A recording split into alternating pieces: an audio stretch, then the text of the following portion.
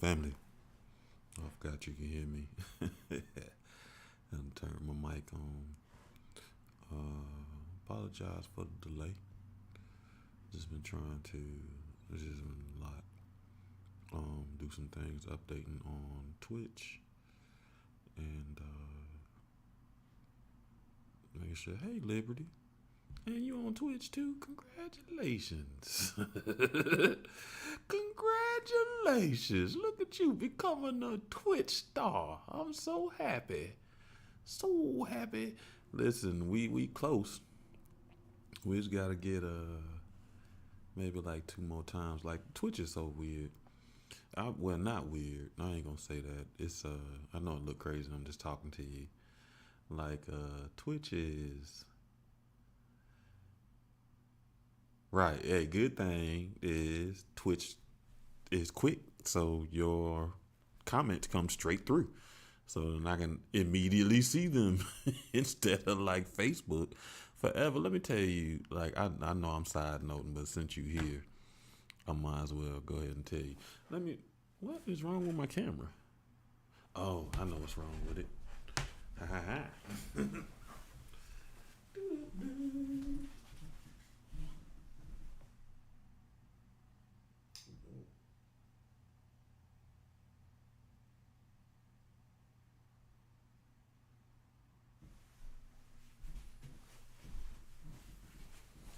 Yeah, I don't know how I did that, but let me tell you something, man. Right, which is crazy. Okay, so it ain't crazy, but you got me side note. Talking about the violet lighting. One of the things that kind of helped is you remember we was having all the buffering problems, right? So I lowered the quality of my videos to 720, hoping that it'll help with the buffering jump. But maybe it did. I don't know. You know what I mean? We kept moving like it did. But I moved it back up to 1040. So the videos are a little bit clearer, right? And this is even this is my cheap camera on the front, which is I probably paid. I ain't even finna lie to you. I think I probably paid $20 for the camera on the front, which was replacing my old. Cause you remember that old front camera was terrible, and this one is bad because it got that fisheye thing, but the quality is a lot clearer. So this is my cheap camera. My other camera I paid a lot more than $25 for, but yeah. So glad to see you on Twitch. I love you on Twitch. I love you growing your social media awareness. It is so beautiful. You know what I mean? Like Kat, why she show up now that I said her name, talking about what is a Twitch. I know that's right, girl. Like, I don't know what that mess is. I'm sorry, family. I'm totally side note talking to Liberty. Oh, what the hell? Now I know I was just looking at your comments. Now they disappeared. Ain't that crazy? No, all the comments disappeared. That's wild. Let me see something.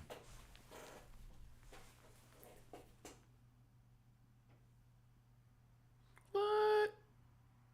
Oh man, I might have to turn off that moderator. That moderator deleted your messages, man. That's crazy. And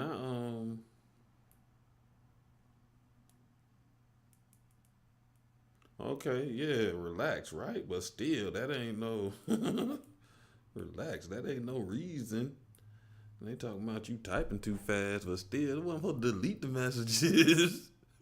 It does. And then the funny thing, it don't catch the bots, right? It always catch the people, but not the bots. Side note. Anyway, before I keep getting distracted, because you keep distracting me. Man, let me tell you something. I told you I was gonna try to do what's that thing? TikTok again, right? To try to see if it's a difference between my Tuesday or my Thursday show that may be causing the issue. I ain't even finna lie to you, man. I logged in and they made me reapply again and they was approved, right? So then I had to. I feel like that camera is showing too much. Does all that shit show all the time anyway? So when I had to log back in because Twitch was updating. I don't know. It's just a bunch of stuff I was doing. And when I logged back in, TikTok was like, nope. You've been banned again for 7 days. I was like, bro. So they gotta have beef with Twit. I mean, Streamlabs. So I don't even care. But anyway, family, I'm so glad to be back with you for another episode, Soul Swami Live. I hope you've been having a fantastic week since the last time we were together. Unless you were here on Thursday, then I hope you had a fantastic couple of days. But I hope you've been having a fantastic week. I hope this government furlough and shutdown ain't getting the best of you. I know it definitely has motivated my workout. I work out a little bit more, which is good. And my body is already thanking me about that.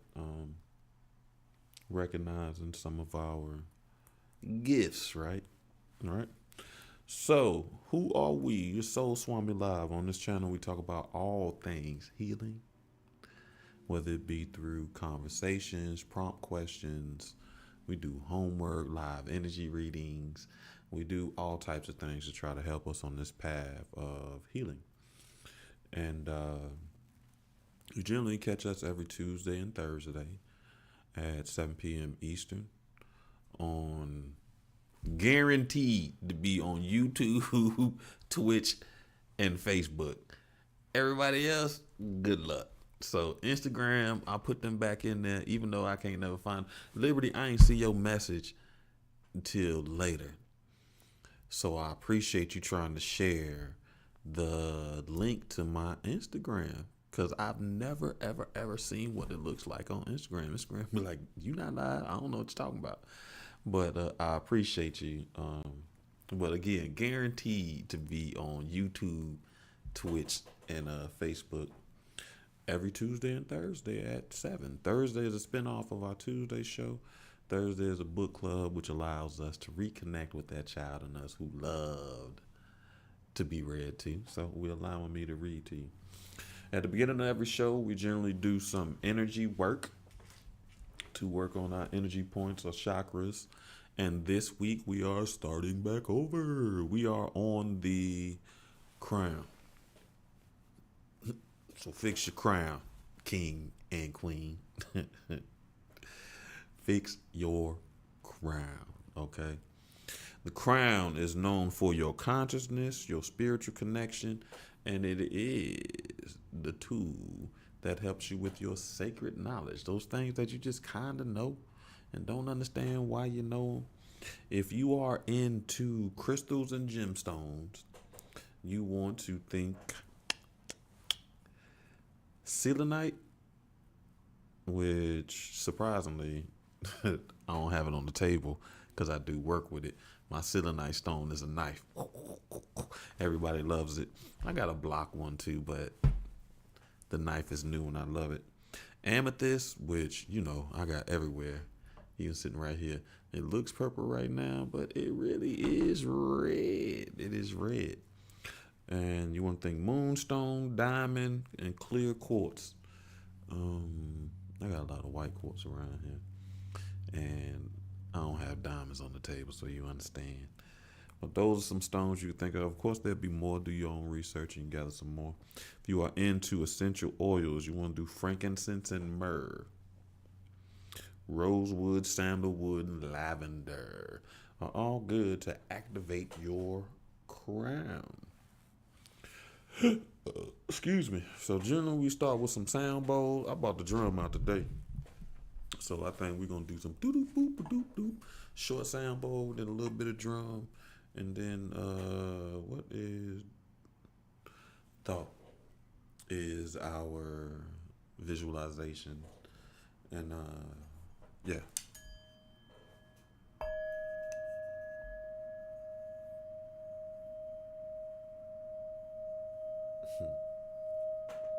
I just keep looking. I'm a human, Damon.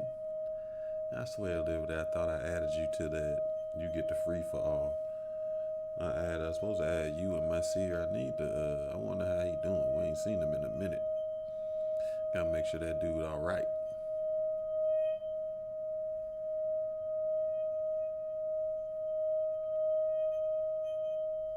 I am human, Damon.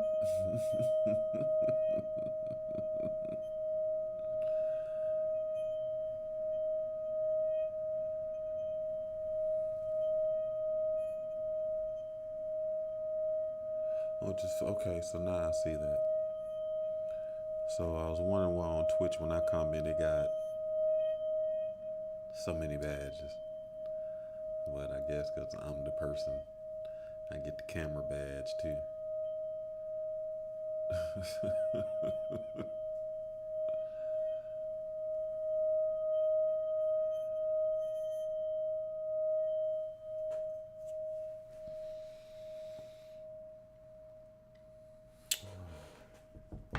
me see.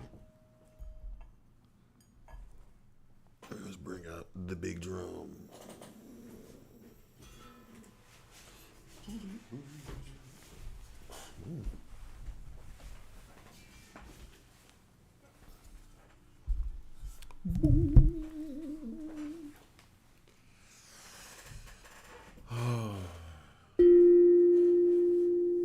That thing loud.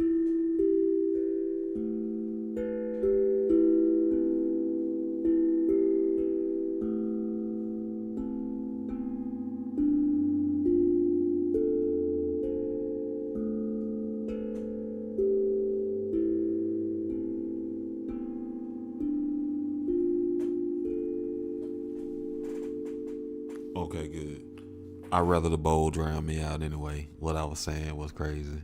All I was saying was I keep on looking at I'm Human Damon.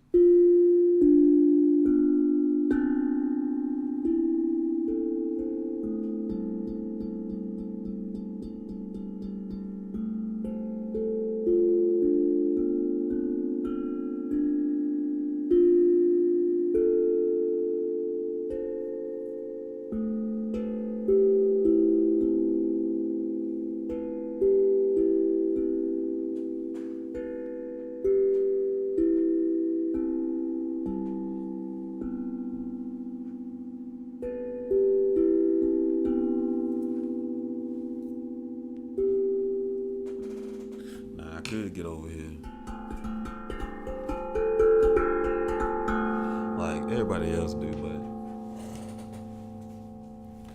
that don't always feel authentic.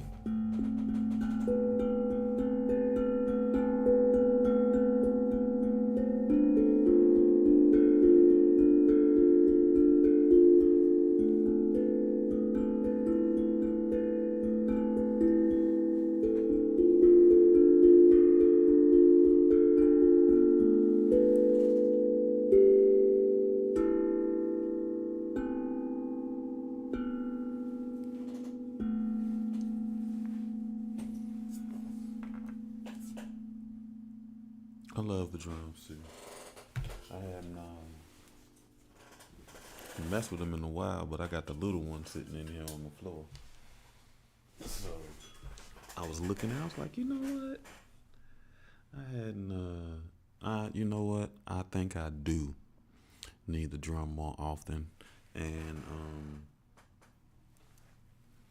I think I'm gonna start mixing it up with the bowl and the drum, and I don't do enough with the other stuff. I use the bowl every week, but I use the wave drum, the rain stick, and I rarely use the big purple drum, which is good too.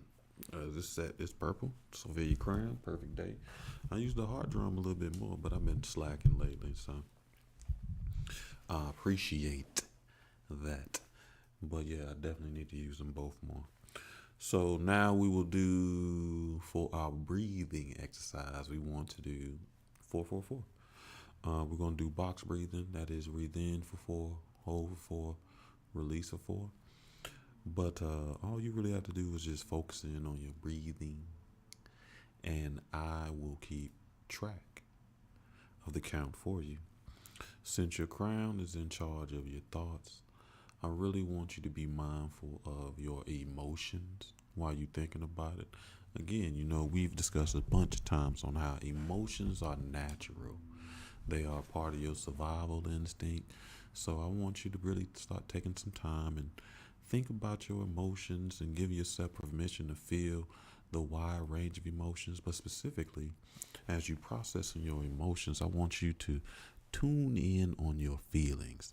Again, if you remember, feelings are the stories that we tell ourselves. And as we're going through this breathing exercise, I want you to take a little time and begin to tell yourself a few different stories. You feel me? So on the count of three, um, we'll start the box breathing. Thanks for joining later. Lady Promoter, I appreciate you as always. And Marvin, dog. Last time I was with Boz, I talked about you, man. We really do need to connect, man. Me, you, and Boz. And if we can get A+ out the house, that would be clutch. I would love to be able to kick it with y'all boys. Just a minute for, you know what I mean? Just again for a minute. But I appreciate you stopping through. I know you're busy, just like Lady Promoter is too. So I value the time that you share. So on the count of three, we will start the box breathing. 1, 2, 3. Breathe in 4, 2, 3, 4. Hold 4, 2, 3, 4.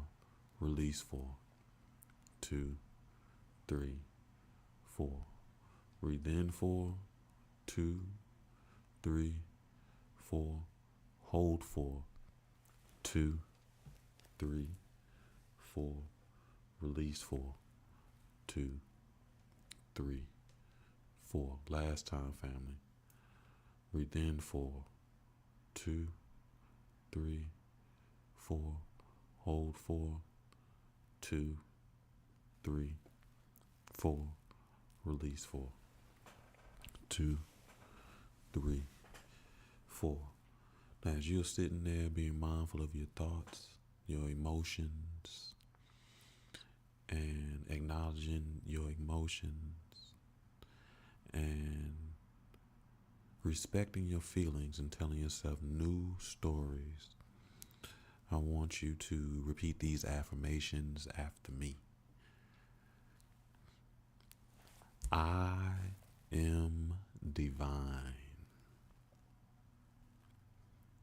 I am connected to the universe. I am at peace. I am a spiritual being. I release doubt and welcome faith. I am divine. I am connected to the universe. I am at peace. I am a spiritual being. And I release doubt and welcome faith. All right, family. Liberty, man, listen, I ain't even finna lie to you. One of my favorite names of all time, besides Naima, is your name. I love your name. It's just, whew.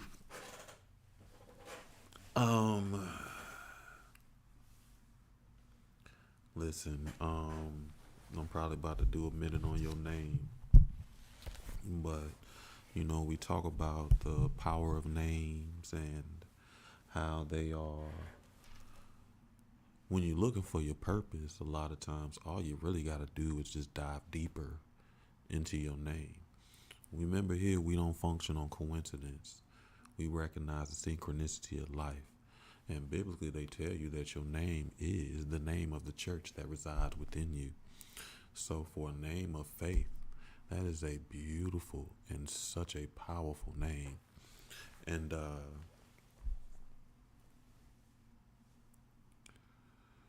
when you are feeling a little, for lack of better words, lost or uncertain or unsure, remember it's perfect time for you to return to the church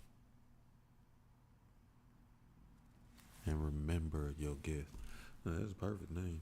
I've been talking to people about the power of their names, and you know what I mean, if you're looking for direction and what your name is, because you know my name's Anthony, and that means priceless. And in my family, I really was in a bunch of different ways. I'm the only person that's a youngest, oldest, and a middle child. I'm the only boy, grandchild.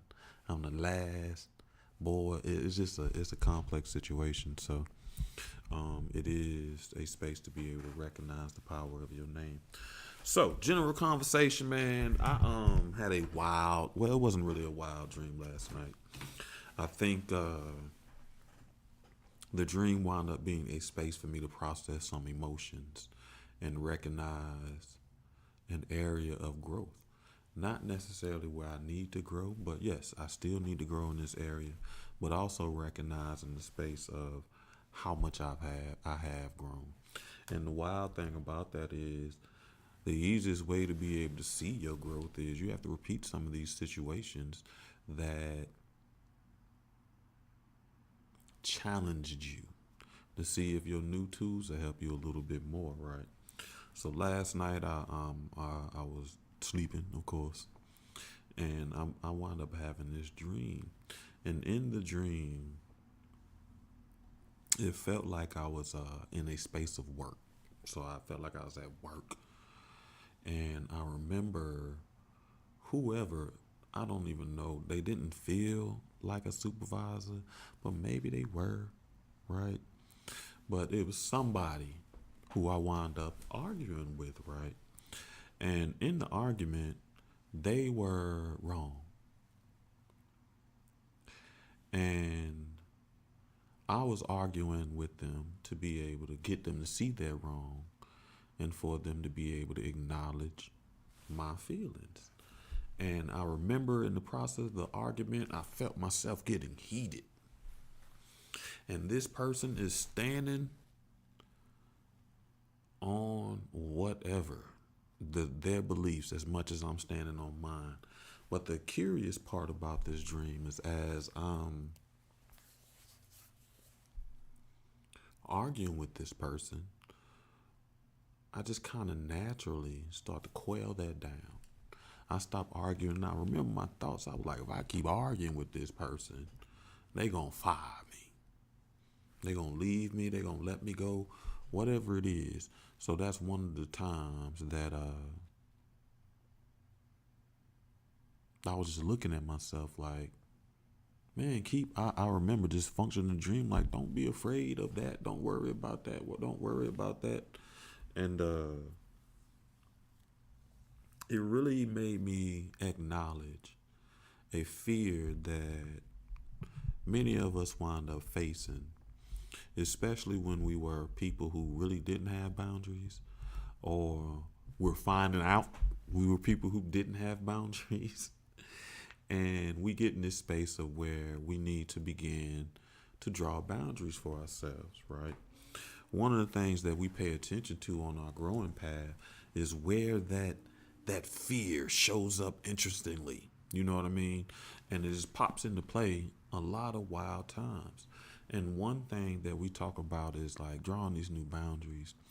And we talk about it with a certain level of ease, right? But one thing I want to be able to acknowledge and allow a space for you to acknowledge is it is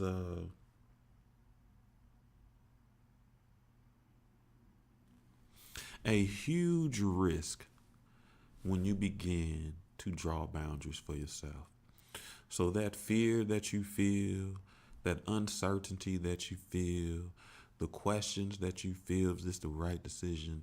All that are natural emotions that you feel when it comes to drawing boundaries, specifically when you were a person that didn't have boundaries or becoming aware of the fact that you didn't have as many boundaries as you needed. And one of the fears that you wind up facing when that happens, you begin to draw this boundary, is that fear of loss, right? You worry about, if I argue my point or if I stand up for myself, will this person no longer talk to me anymore? Will I lose this relationship? Will I lose this job? Will I lose a piece of sense of myself if I continue to argue? And I say this to you because that is a real fear. And it wound up showing up in my dream because in this space now, as I draw boundaries, generally every person that I have drawn a boundary for generally chooses not to talk to me anymore. And I'm not upset because I expect you to do what's best for yourself, right? But I do recognize, which is kind of disheartening and a space for grieving as well. Like one of the things that a frustration shows up as well is that I'm really shocked at how little I had boundaries. Because one of the reasons these people choose not to talk to me anymore is because they're used to me not having that boundary. And a lot of times they receive it as disrespect, right?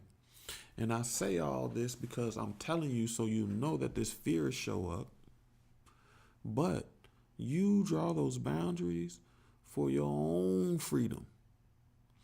And if those people cannot respect those boundaries, it is okay. You don't not do what's right for you for fear of loss, right? And the biggest thing has been a little shocking on how little boundaries I actually had. And it was easy to be able to recognize when I draw this line. But just natural boundaries. And something that I'm kind of proud of myself, and I'm sure we talk about that gaslighting, and we talk about that in such a limited way. But one way that I've been proud of myself is I've been very good at recognizing these points where people are able to identify their feelings and they take what's necessary for themselves, right? So I've been recognizing like, dang, I've been doing a little better at that too, being able to identify my feelings and recognize the space I need for myself, right? But where this pride space comes in, it becomes in where, man, I used to fall for this trick all the time. And I think that some of the reason these people choose not to talk to me anymore is because I no longer fall for this trick. One of the biggest things that I'm proud of is I don't fall for gaslighting anymore. And what I mean specifically about that is those moments where you come to people or you come to situations and you can fully identify your feelings, you fully identify your needs, where you're telling someone that they did something wrong to you. And then because you telling them that they hurt your feelings, their feelings become hurt. And now you're spending your time addressing their feelings instead of yours.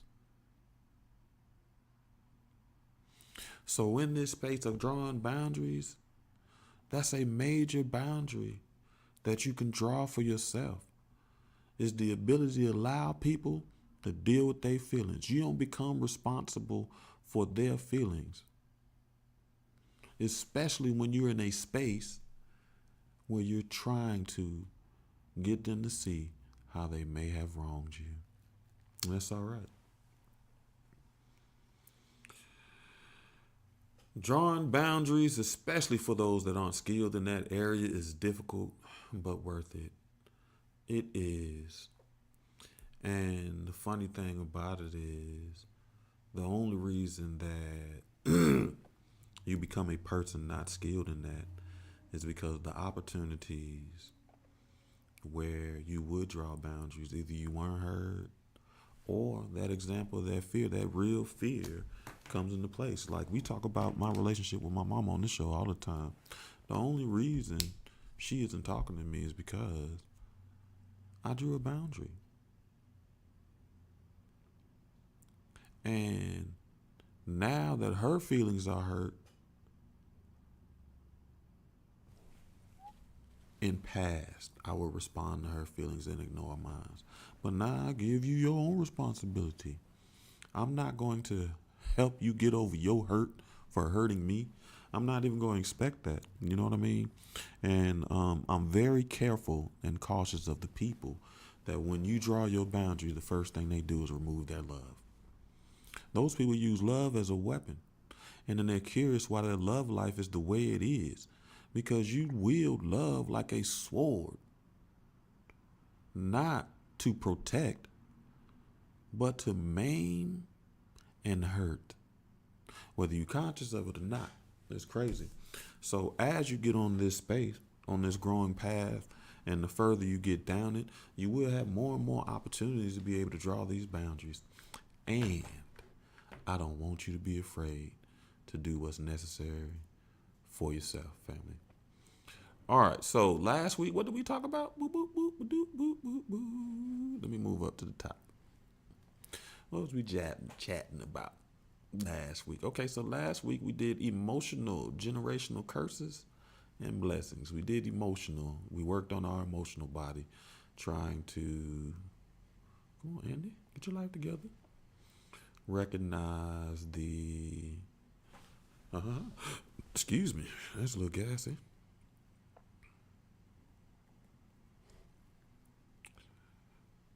We identified the curses. And in this space, we're recognizing how the reason that we only see it as a curse is because the burden of the responsibility of the blessing can be weighty.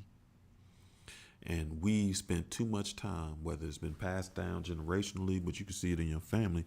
We spent a lot of time over the last several generations focusing on the burden and not seeing the gift. So last week we did our emotional body, and of those 25 curses we identified, we found their blessings for them. So emotional suppressing, your gift is emotional openness and healthy expression. Shame and guilt cycles, your gift is self-compassion and emotional freedom. Fear of intimacy and vulnerability, your gift is safe connection and emotional trust.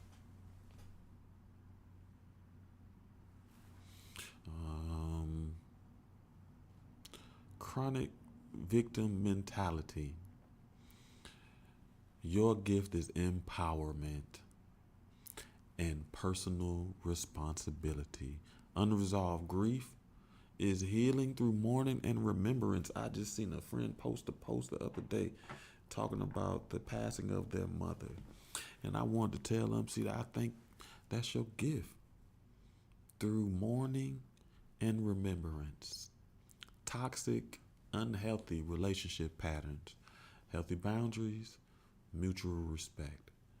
Comparison and competition within families is celebration of individuality and unity, all right?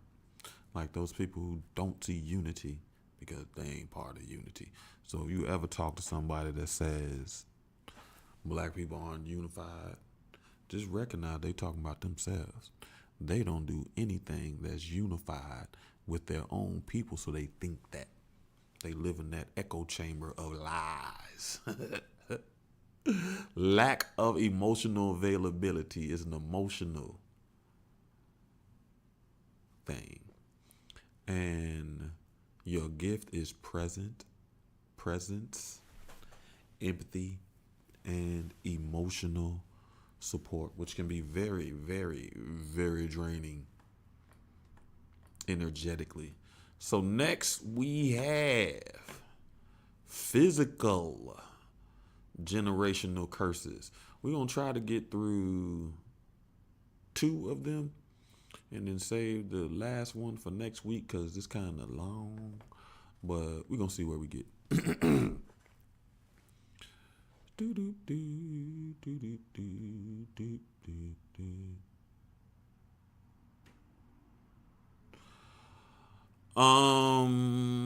Okay. That is a very good question. So Instagram questions don't show up on the screen, but I'm gonna respond to it. I was asked, so what should the other person do when they hurt someone by mistake? In my opinion,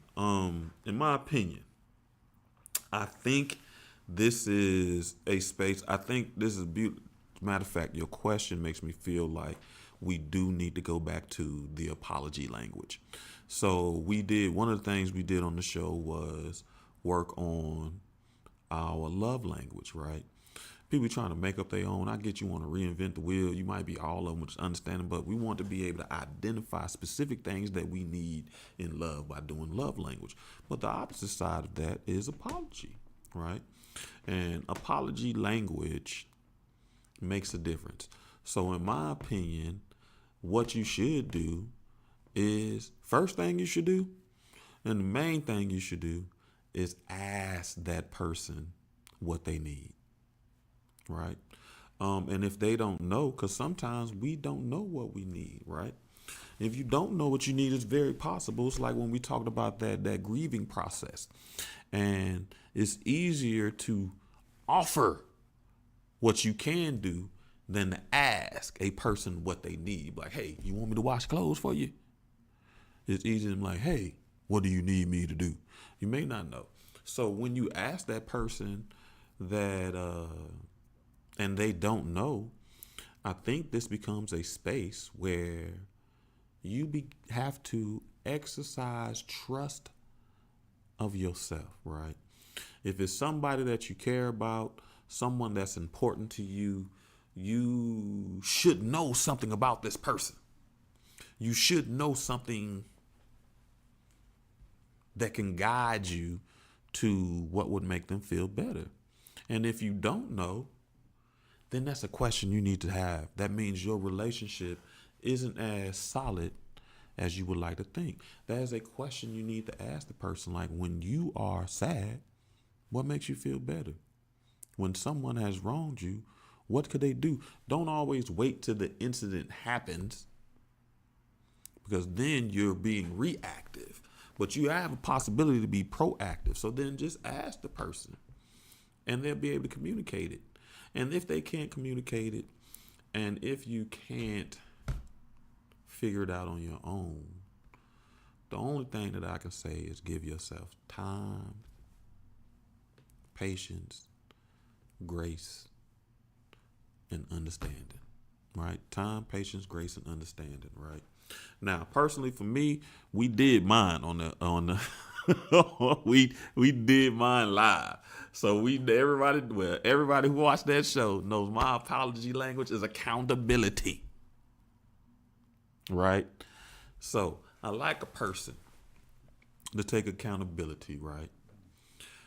And then the other thing that's very huge for accountability is a change behavior. So I like it for a person to be able to recognize what they did and change behaviors. And sometimes in recognizing what they did, that also means giving the other person space to be able to process their feelings and emotions. A lot of times we want to be, especially when we hurt someone or we do something that may cause a little pain or issues with somebody, we want to heal that immediately. But sometimes we are complicated human beings, and emotions are layered things, right? So sometimes people do need a little bit of time to be able to process their feelings. And in that time, the last thing you want to do is present it as though your hurt feelings are more important than theirs. So if you begin responding to your feelings and not theirs, then you're making some missteps. You know what I mean? There will be space and time for you to address your feelings, right? That's where that trust, patience, time, and understanding comes in place. There will be time. If it's somebody that you care about and you have a healthy relationship, they will present a space for you to be able to, are you trying to work on a healthy relationship? There will be a space and time for you to be able to communicate your feelings. But you may have to acknowledge that one at a time. You may have to deal with theirs first. So as a man, a lot of times we are taught that when we hurt somebody's feelings, we got to go over above. So like we joke about this and we say that we joke about it all the time, but there is some learning that men get that not everybody else gets. So as a man, when we hurts our loved one, our wives, our girlfriends, whoever, right? We already understand that we're going to have to go above and beyond to make things better, right? So that's where you see dudes do something wrong. You see them, they be buying gifts, they be trying to take on trips, flowers, jewelry, all this other stuff, because we recognize my words alone won't be enough. Or we've been socialized so many times that my words alone won't be enough. But if you don't have enough of that experience, you'll be sitting over there like, well, I said I'm sorry. And those are the same things the children in my class used to say. We used to teach kids that when you hurt somebody, you say you sorry, right? And that used to drive me crazy because I recognize this kid will hit another kid in the head with a book. The other kids start crying, and the kid that did the hitting would be like, well, I said I'm sorry. They should stop crying. That should be enough. No. Sorry just tells people how you feel. It does not remove the pain from them. So a lot of times, so if you're thinking that sorry is enough, that's never enough. Ask any man who has had to apologize for any mistake for a loved one, someone that they care about, someone that they love. They will never tell you, I'm sorry is enough. And if you do, that's a selfish man. But we joke about it. We joke within men's conversation, within male and female conversation, within women conversations. We joke about how much men do when they make mistakes. So this may be one of those spaces where you have to recognize where you may have to do a little more than say I'm sorry. I hope that answers your question. I hope that helps you some.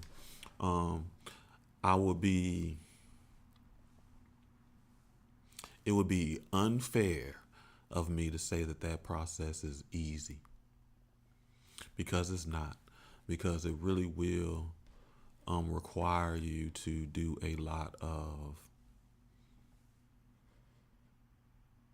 wrestling with your own emotions, and not just wrestling with your own emotions, because again, the emotions are natural. It's the feelings. Be able to wrestle with your own feelings.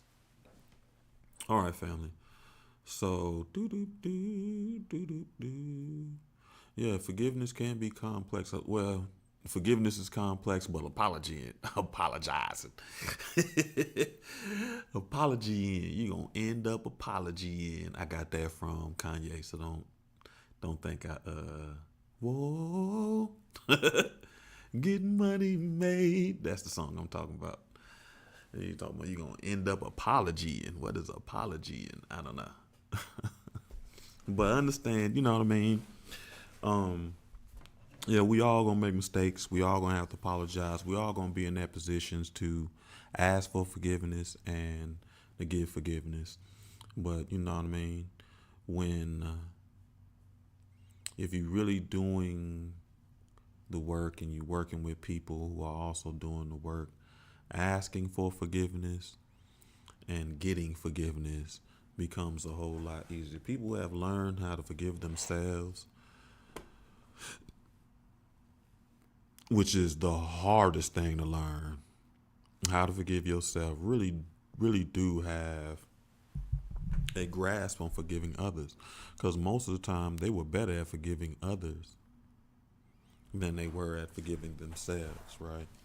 So it's a tough task, and I won't act like it's easy, but like Liberty said earlier, it is worth it if you think the relationship is worth it. Physical and generational curses, right? So one of the things we talked about is poor eating habits. Poor eating habits show up in a lot of different ways. We identified how, as a matter of fact, the next couple of ones, well, the next two kind of tie into this too, like what weight issues, our relationship with food. How many people eat food for comfort, comforting their emotions. When they're down, they snack. When they're bored, they snack. They do a lot of snacks. For a lot of people, that is food is their drug of choice, whether they don't recognize it because it's not an illegal substance, right?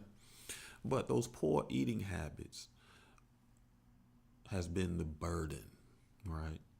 But we recognize how nutritional awareness and balanced meals is the gift. The only reason why we're functioning in poor eating habits is because we're not getting the knowledge we need to function in our blessing. And that is nutritional awareness and balanced meals. The funny thing about this is a lot of times when we start moving into our generational blessing from poor eating habits, is because our physical body begins to tell us our diet is wrong, right? Like I've always been amazed at the people who start off at 110 pounds and then you see them later and they 310 pounds, right? That's because they are no longer functioning in their nutrition, in their blessings. And that's nutritional awareness. So the body is telling them the reason why I'm holding on all this weight, all this water, all this fat, all these things, because you are not moving in your gift. You are moving counterproductive. And the wild thing about that is we love to argue about the snacks, even though our body is showing us, right? One of the reasons I've been more on nutritional awareness, and this is the wild thing about it, I've taught nutritional awareness for 10, 15 years. Listen, we in early childhood education, they got this whole program called My Plate, right? One of the times I got chased, I remember my first conference I went to, I said, hey, we got all these requirements for nutrition on children. What are the requirements for nutrition on staff? Because 90% of the staff are overweight. I call it, I ain't even finna lie, I call it that Head Start waddle. They all be waddling because they lost their nutritional awareness. They have the tools, but they're not functioning, and they're functioning in the burden, and they're misusing food. They're out of alignment. So the thing that wound up really pushing me over is blood pressure. I got older. I'm getting older. Now I got to monitor blood pressure. Or I cannot monitor it, gain weight, and be on pills. But I told her, I'm authentic and transparent with you all. I am a real person. I heard what those blood pressure pills do. And I'm a sacral thinker. I need my sacral to work when it's time to work. You feel me? So that means I need to function more in my blessing. My body has been hollering at me.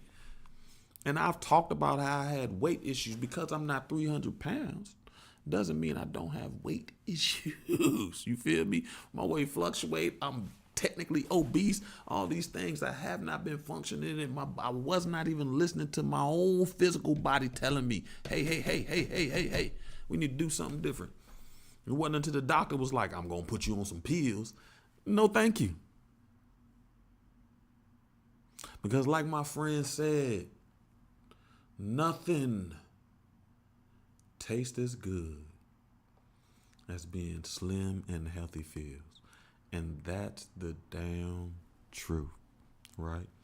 So listen to your body as it's showing you not functioning in. Your body is the first thing showing you not functioning in your gift. Nutritional awareness and balanced meals. And the truth of the matter is the best way to get balanced meals is going to require you to cook it. And I talk to so many people around this cooking thing. And it's funny because as my diet, one of the things I did to address my diet is I cut out mostly meat, right? And because I cut out mostly meat, what's convenient ain't always what's good for me.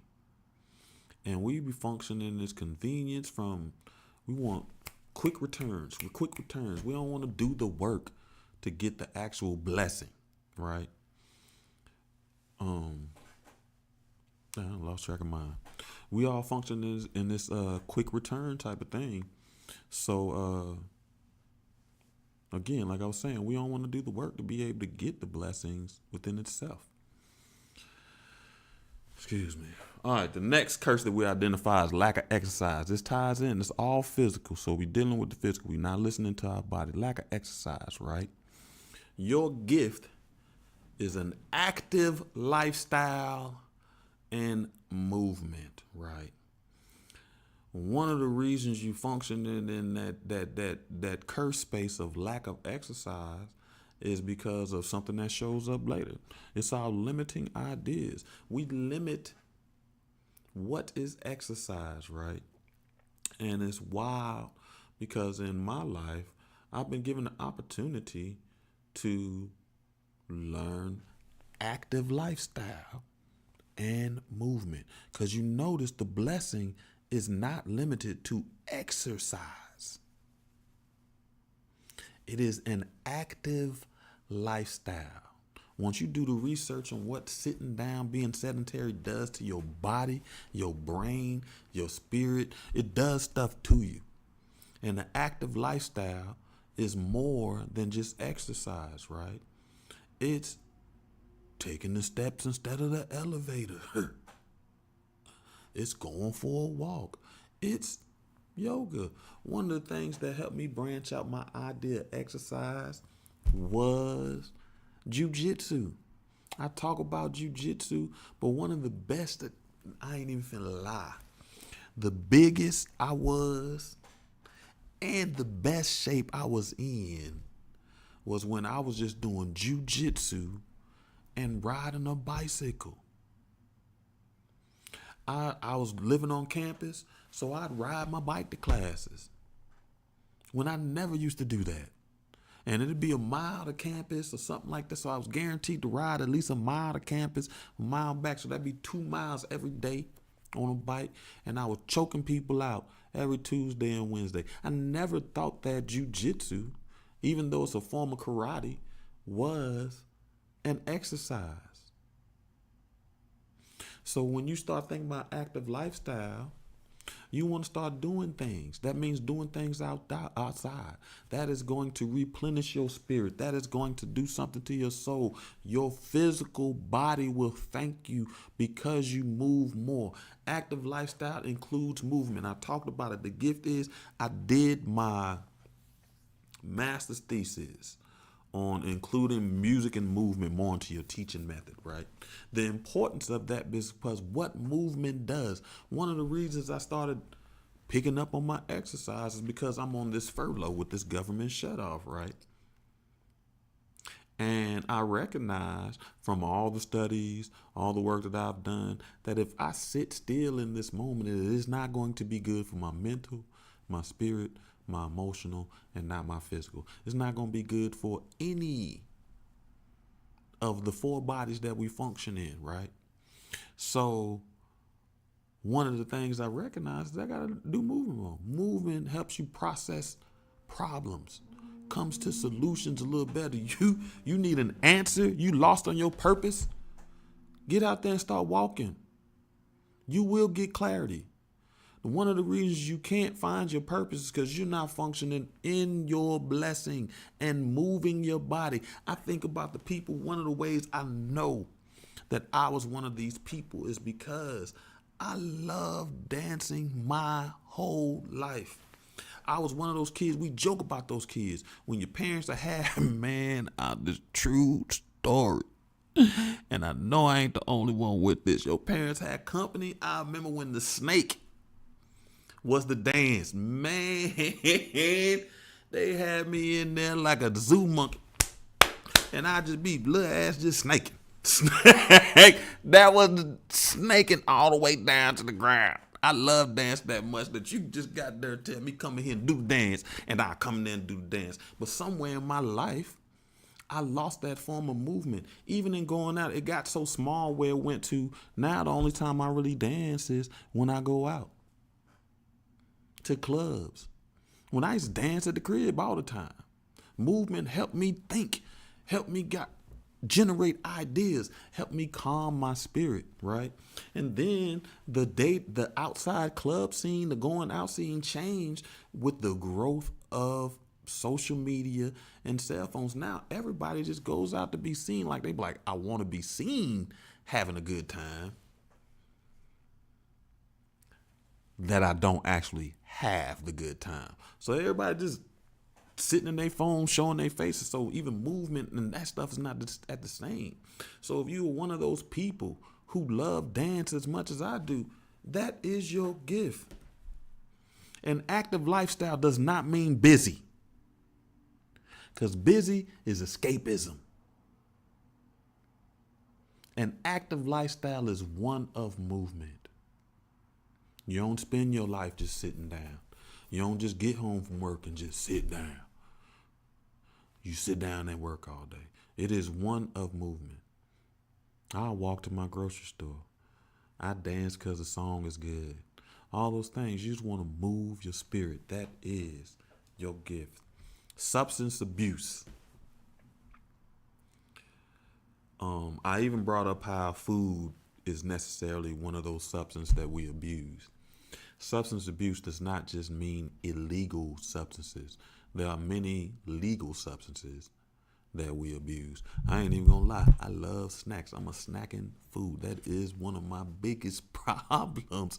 Snacks. I love snacks. And the bad thing about snacks is 99.9% of snacks are highly processed. So you ain't doing nothing but gaining weight from eating the snacks. You can't even function correctly. The problems that you're trying to address with the food is creating, is only complicating the problem even more. So your gift is sobriety and a healthy coping mechanism. Not specifically just sobriety, a clean mind, a clean thought process, a clean body. You function a little differently. But the biggest thing I want to point to is your gift is healthy coping mechanisms. One of the reasons why those substances allow you to cope so well is because your gift is coping mechanisms. So when you identify the healthy coping mechanisms like vulnerability, that is a healthy coping mechanism. Putting yourself in a space to be able to listen, feel, give, vulnerability to expose your soul. That is a healthy coping mechanism. Identifying that you need space and time. Identifying you're being able to identify your emotions is a healthy coping mechanism. Because most people just say, I'm mad. Well, what does that mean? Being able to be like, I'm mad at this, that, this, that, this. That is a healthy coping mechanism. Knowing when you need space. Knowing when you need support. Those are healthy coping mechanisms. And the reason why we're turning to these substances is because we don't allow ourselves to experience these healthy coping mechanisms. I was talking to a friend the other day. There was a lot of people got this issue. And I was like, you see, your problem is you be on that Drake shit. And they was like, what you mean Drake shit? That no new friends. I thought that was the dumbest song ever. Because if you want the same old things, you keep the same old friends. Healthy coping mechanisms is establishing and expanding your friend group, meeting new friends, losing old friends. Those are healthy coping mechanisms, right? We're not avoiding, we're addressing and navigating with a gentle touch. Healthy coping mechanism is your gift. Move into that space. Identify the things that you do well that help you feel better. Give yourself permission to be able to feel. Those are healthy coping mechanisms.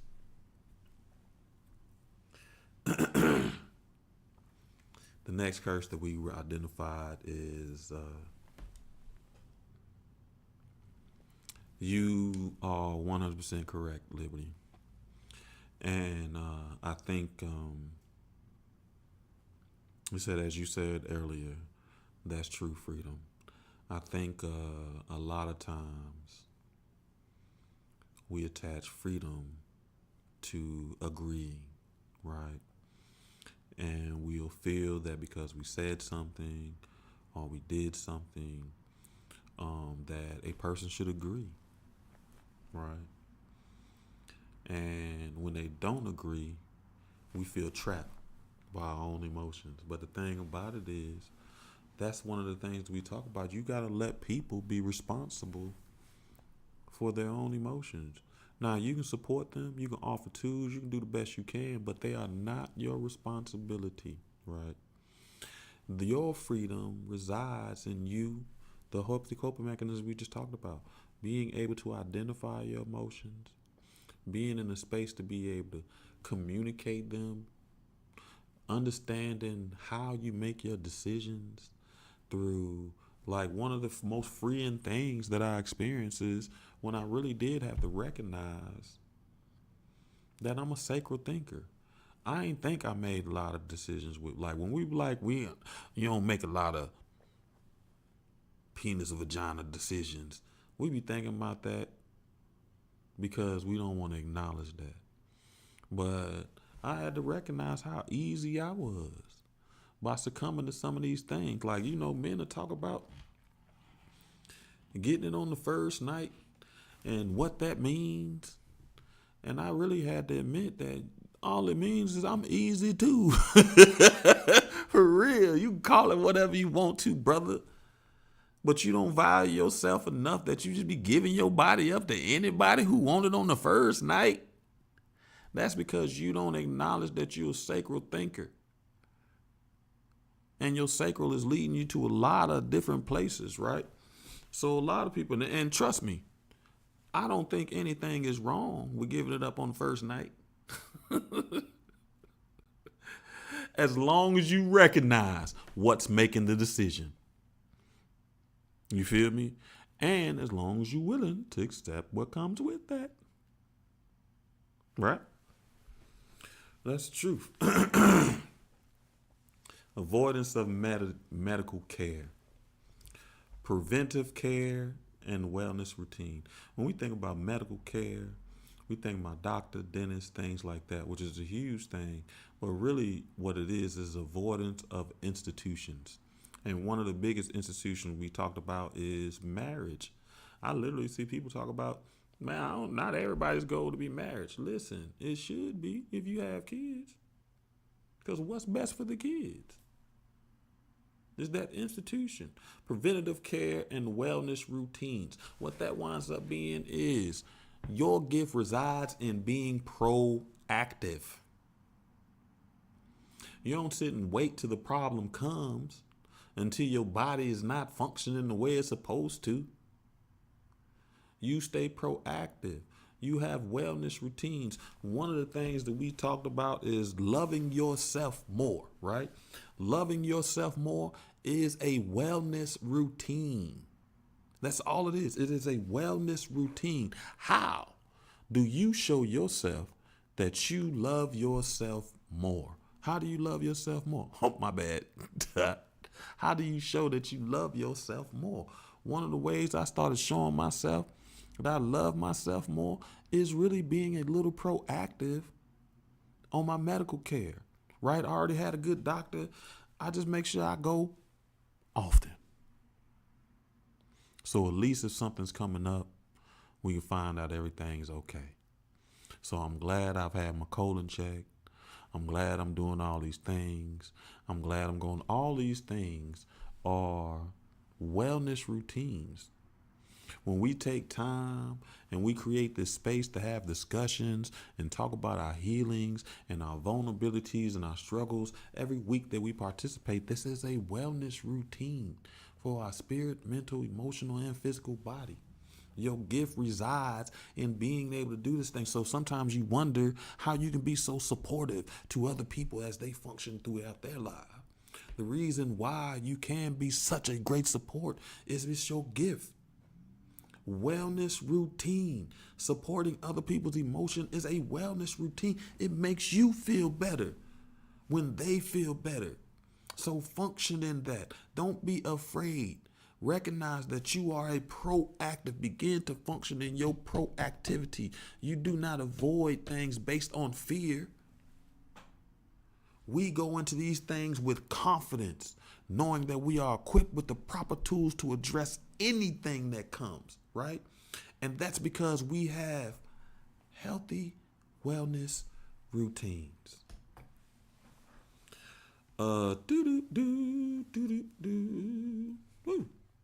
The next one that we recognized was physical abuse. And so much I'll be wanting to, but it's still different. I just want to generally say abuse as a whole. And because I'm not one of those people that get into the argument over physical abuse is worse than emotional abuse, because one of the reasons I don't ever have that argument is because I work with victims of both. And the thing about it is, they all wind up in the same place. So it didn't matter if they got hit more than the other person or just emotionally abused. Nobody ever seen them as a human being. They all wind up in level 3 residential facilities. I was working with kids who didn't hurt nobody. All they wanted was somebody to love them. You feel me? So abuse is abuse to me because the outcomes are the same. You feel me? Not because the actions are the same. But when it comes to abuse, your gift is physical safety and nurturing environments. Right? And you see this by how other people receive love from you. Your gift is, I ain't even gonna lie, I'm gonna say it to you. Liberty, I'm gonna say that as one of your gifts. Now I can't say or won't say if physical abuse was one of the things that you dealt with, whether it be witnessed. Again, these are not always things that we had to personally experience. We leave space for vicarious learning. But one thing that I say that your gift is physical safety and nurturing environments. And I say this because you were the first person to ever ask me, do I feel safe? The first person in my life. That's why that conversation still sits in my head. When you asked me, do I feel safe? And I laughed and said, I don't feel safe with no woman. I still was like, dog, did you hear what you say? But the reason why you asked that, and I can point that out, is because your gift is creating a safe environment, right? And I know when you don't do that, when you don't function in that, the guilt you feel wears you thin, right? So if you experience physical abuse, one of the reasons you experience that is because you create this environment of physical safety, and sometimes they feel safe around you, and sometimes that makes people resent you, and you become a target. We learn a lot about target switching. Nurturing environments. A lot of I did finna lie. The way I experienced most of my physical abuse was through whoopings, right? And it is no wonder why in my life, in my career, I began to work with prenatal, before they born, the 3rd grade kids, right? Because those are nurturing environments. I want to make sure these people have the safest foundation. I want to make sure that these families understand physical punishment is not the only punishment that you can give a cat.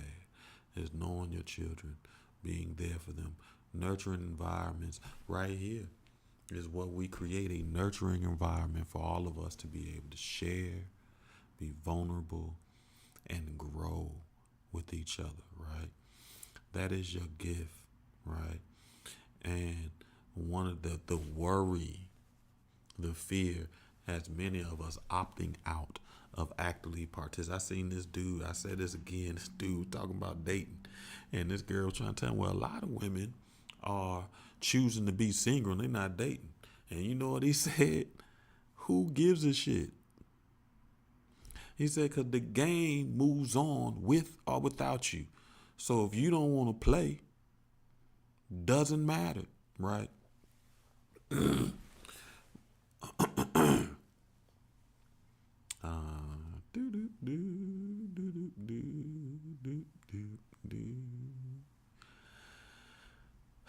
The next thing, avoid the medical care. Again, like I said, was institutions. So the neglect of health and wellness is the curse. And many of us don't even know what makes us feel healthy and well. But the gift of that is prioritizing self-care and health education. Many of us are spending time teaching others to prioritize their self-care and learn a little bit more about health. One of the ways that I benefit or I enjoy social media is this idea of health and wellness. And one way that it winds up showing up is by the groups I join.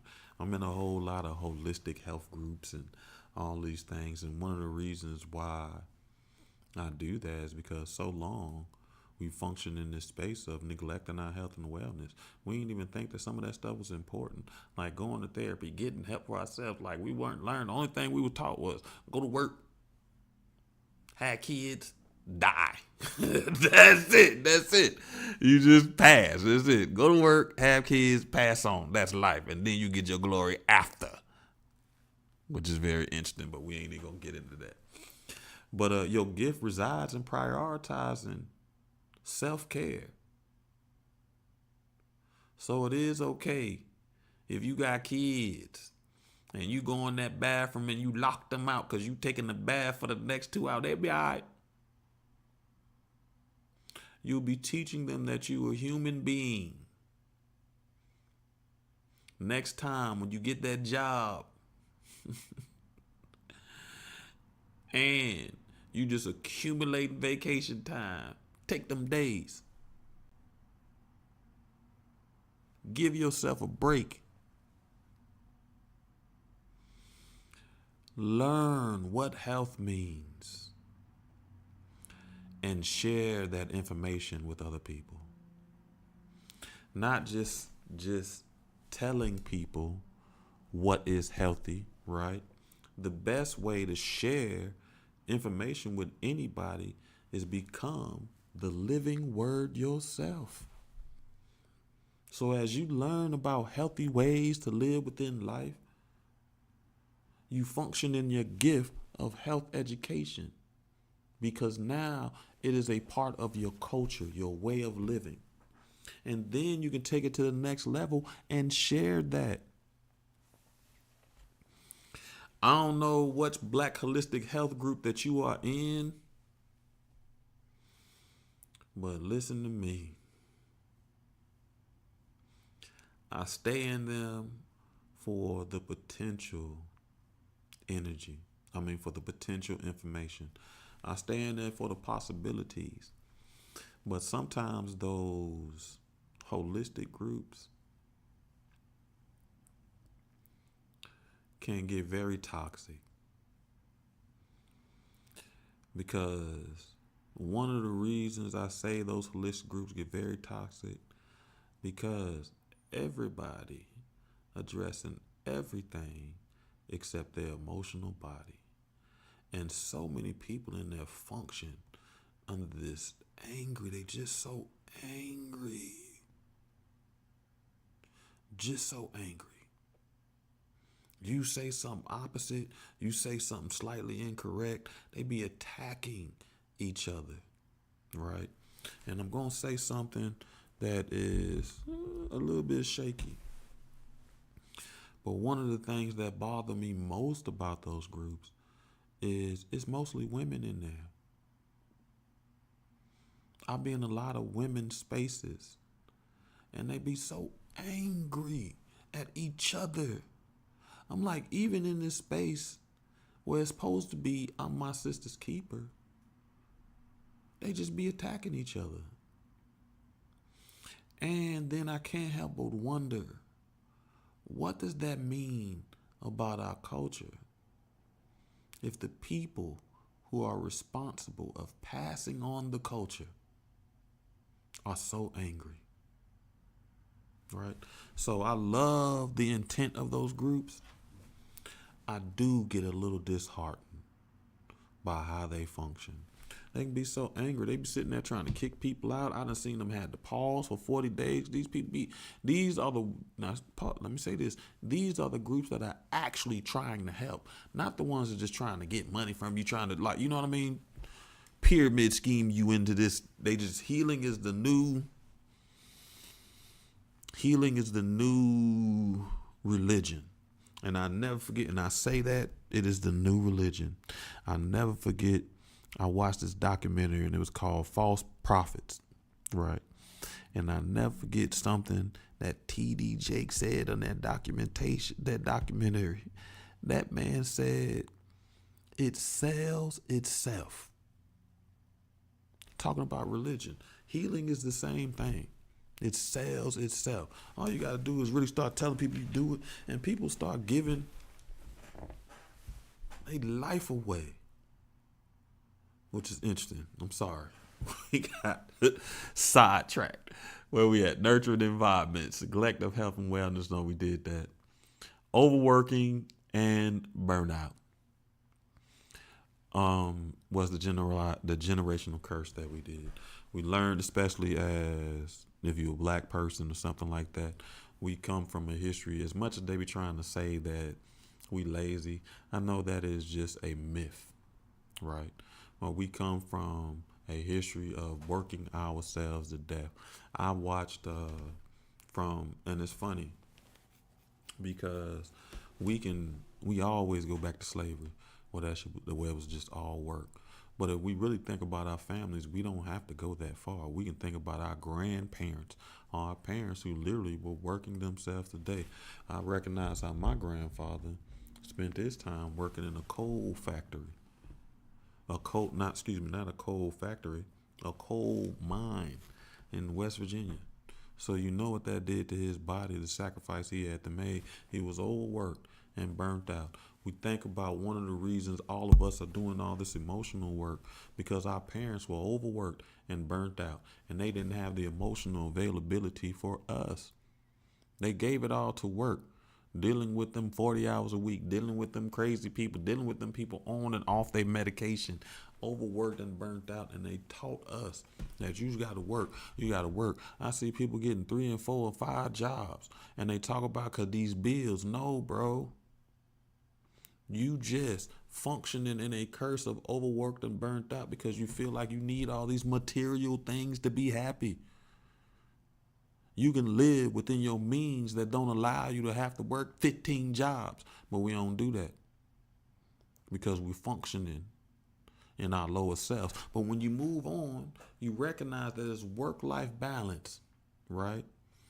Work-life balance is one of the things that I appreciate about this job. I may talk about that furlough and I may talk about all that nonsense, but it's the first time I've actually experienced work-life balance. I'm not working 60, 70 hours a week. You can call me at lunch. I could probably answer the phone as long as I ain't on a meeting. I could probably answer the phone. You can get me. As a matter of fact, I told somebody the other day and and it came all crazy. I was like, I appreciate. Now, when I call you in the middle of the day, you be available. But what that is a work-life balance. They really do have space to function in their life.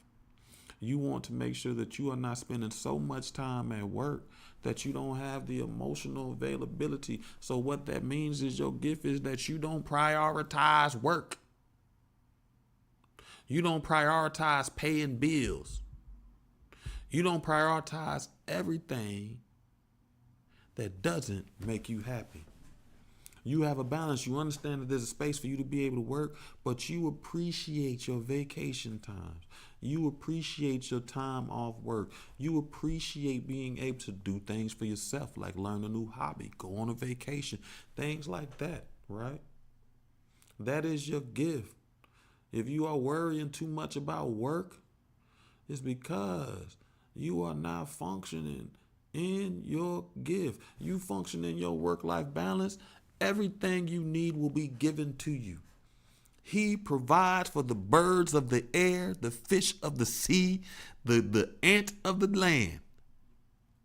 So you know he will provide for you too once you move out of that space of fear, of lack, and move into that space of abundance with work-life balance.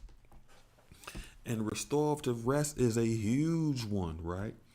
Because restorative rest is more than sleep, right? Restorative rest is getting all the way away from the responsibility. A vacation can be restorative rest as long as you don't make that vacation a new job. When you come back to work tired. Restorative rest was a difficult one for me to be able to learn in my own life because of education, working in education. Because I've worked physical labor jobs. I done worked in factories. I done worked in mailroom. I done worked physically at janitor, cars. I done worked physically demanding jobs. And the wild thing about that is physically demanding jobs, you can just take a little break and you be all right. But restorative rest, even though it's in the physical category, it is the harder part was restorative rest for the emotional burnout, emotional overwork. So even though we're talking about this in the physical body, it does have a connection to emotional. Many of us are functioning emotionally burnt out and overworked. So that restorative rest is so necessary. And that is giving people back the responsibility for their own emotions. You can't control everybody's emotions. There's nothing you can say, nothing you can do. You can only offer advice and support. And they always have the free will to not listen to you. They're going to do what they want to do anyway. But the restorative rest is giving back the responsibility, is putting the weight of the responsibilities down. And you function in that because you prioritize yourself. You prioritize what's important in your life. You prioritize being there for your kids. You prioritize being there for your friends. One of the best things which is crazy because I'm still teaching my friends this. I tell them, like, they so used to me working. Work. But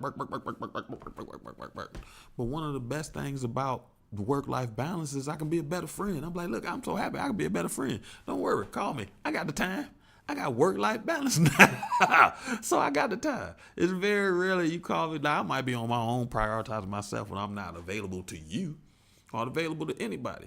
But overall, I've made the space in my life because of work-life balance that I can prioritize what's important to me. And friendships and relationships are important to me. They always have been. That restorative rest is that. Putting those burdens down.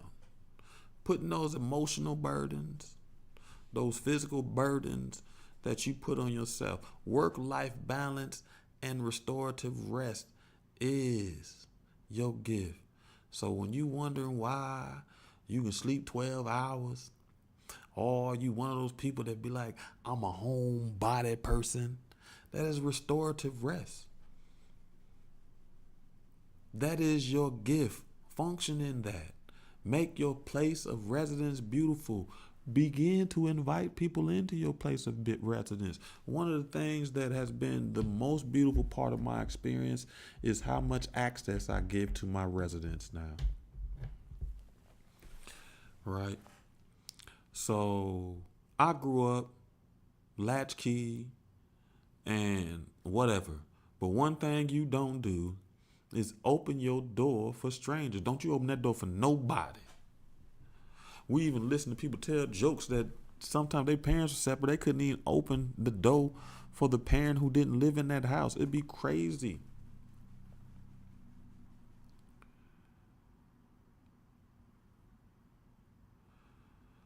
But one of the things that I've learned, that's how I was taught. That's not how I function. I create a space for people to feel safe and comfortable. So I allow people. That's why one of the reasons when people are like, you're not worried about inviting a stranger to your place? No. One, I'm pretty good at choking. Two, I don't function in that because I recognize that I also create a good foundation for restorative rest, right? And that is good because times with friends is healing. It is. As a matter of fact, I had to say that to someone else, talking about sometimes time with friends is healing at all times, right? But sometimes we don't recognize that that's what we need. So those are the times our friends have to come out and be like, hey, you need to get outside, come hang with us because we're not dealing with all that. You know what I mean? It's time for you to have a break. And that's a beautiful thing when your friends can also recognize the area that when you need support and growth for yourself, right? I think, was that it? Work-life balance and restorative. All right, so I lied. We're not going to do two tonight. That took up, an hour and a half. I've been talking too long about them things, but I really need, we as a group need to understand our blessings. We need to stop focusing on our shadow side. We've done the work to recognize that we can identify the curses, but why do we feel these burdens? So we can remove the burdens. Once we function in our space of our blessings, once we recognize our curse is only a blessing turned upside down, it only makes us move in a more authentic way. So I feel like this is important for all of us because many of us have been in the space to be able to identify our generational curses, but we have not recognized because it is a direct connection to our blessing. So we did physical tonight, and next week we'll probably do, not probably do, I know we're going to do, spiritual. Spiritual doesn't have as many, but mental, ain't got a whole bunch, so we say mental for laugh. Again, family, I hope you have, I appreciate the time you share with us. I appreciate you working and helping to, Tadiana, I was talking about you with that Drake song. I've been meaning to say something about your laughing, but yeah, I was kidding you with that Drake song. But, I value your time. I value the energy you share. I value the fact that healing and growth is important to you and being a part of a tribe of people who are doing the same thing. I value the role that you play in this liberty. I appreciate you. And again, I'm glad that you do appreciate your name now. But I can't wait till you appreciate it more. You feel me? You still appreciate it more. But family, I love y'all. I hope to see you here Thursday where we are reading a book that's already, and it's funny because after we start reading this book, Liberty, what is it? God dang, I'm on Call the Cruise. All I can remember is S.A. Cosby. Razor Blade Tears. I was about to call Switchblade Sisters, but that's something totally different. It is a movie. It's interesting. The title is self-explanatory. It's self Switchblade Sisters, but it's Razor Blade Tears. Funny, after we started reading that book, I seen you might have sent me the video. Somebody sent me a video and they was talking about Buddy Lee. But I can already tell Buddy Lee gonna be a good character in the book, and I'm partly biased because Lee Jeans had a character called Buddy Lee, and he was a little dog baby, but the whole advertisement was can't bust him. And I'll never forget, I used to wear this Buddy Lee t-shirt with the dog baby on my shirt with the Lee jeans. And I'd wear that to teach them kids, and them kids would ask me every time I wore that shirt, Mr. Anthony, why you got that baby on your shirt? And I was like, this Buddy Lee, this ain't no baby. You can't bust him. So I expect Buddy Lee to be great. So hopefully y'all can tune in with us on Thursday as we continue reading Razor Blade Tears by S.A. Cosby. I got it right this time, right? I got it right. Cosby, not Crosby. And if you can't make it Thursday, I hope to see you back here Tuesday, where we will continue our discussion of finding the blessing, a direct connection to from the curse to the blessings. I hope you have a great evening. Again, thanks, Livy. Yeah, I think these shows have been fun too. I've been enjoying it because it's really been a little more freestyle. As crazy as it is, it's a lot of work, but it's still been a little more freestyle. Again, thank you, family. I appreciate you, and see you Thursday or next Tuesday.